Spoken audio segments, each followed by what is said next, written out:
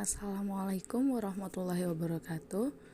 Baiklah, kami dari kelompok 9 akan mempresentasikan hasil diskusi kami, yaitu tentang layanan komunikasi. Manusia adalah makhluk sosial yang tidak dapat hidup sendiri. Ia memerlukan bantuan dari orang lain di sekitarnya.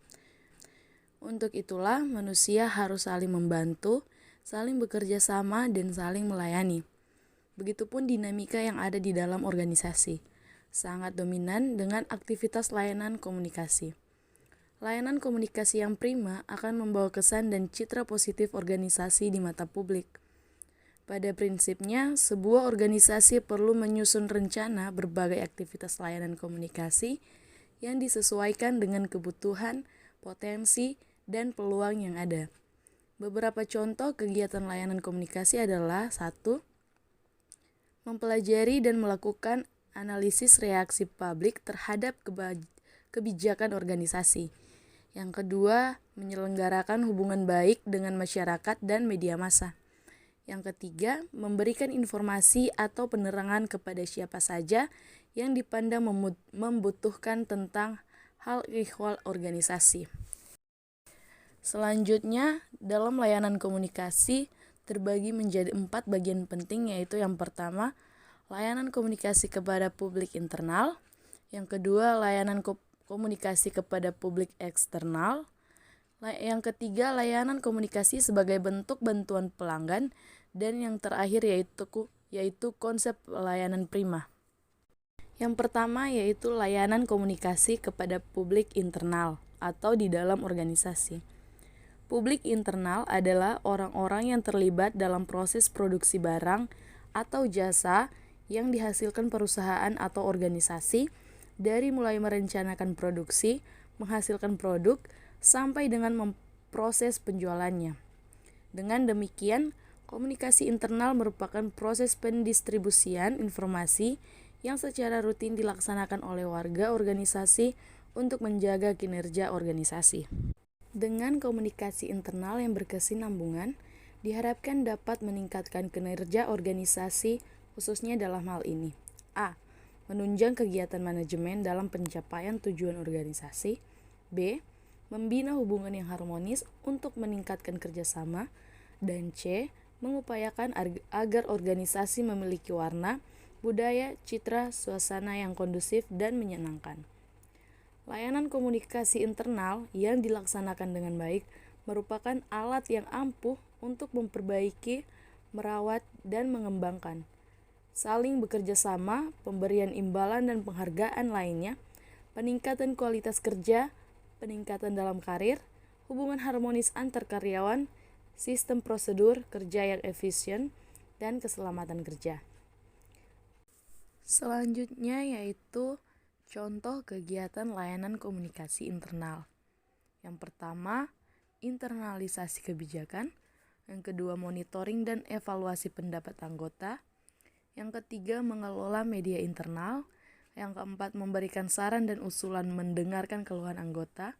Yang kelima, menyelenggarakan berbagai event. Yang keenam, mengatur acara khusus. Dan yang terakhir yaitu membangun hubungan baik. Selanjutnya yaitu layanan komunikasi kepada publik eksternal atau di luar organisasi.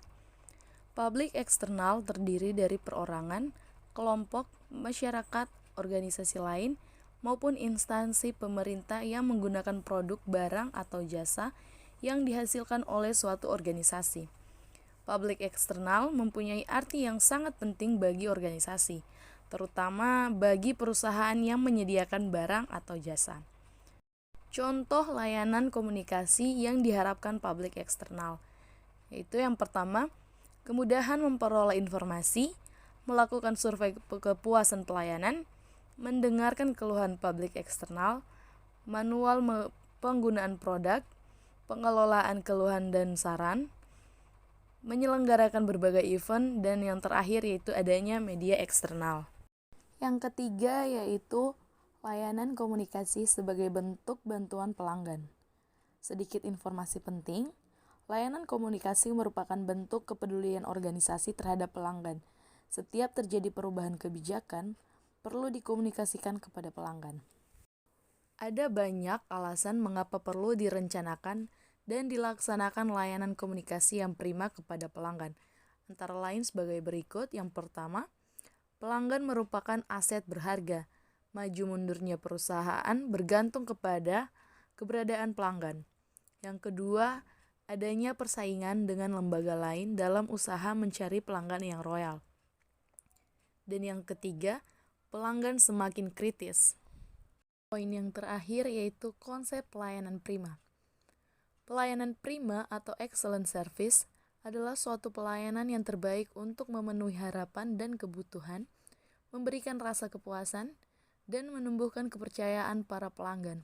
Dengan kata lain, pelayanan prima adalah suatu aktivitas pelayanan yang berkualitas.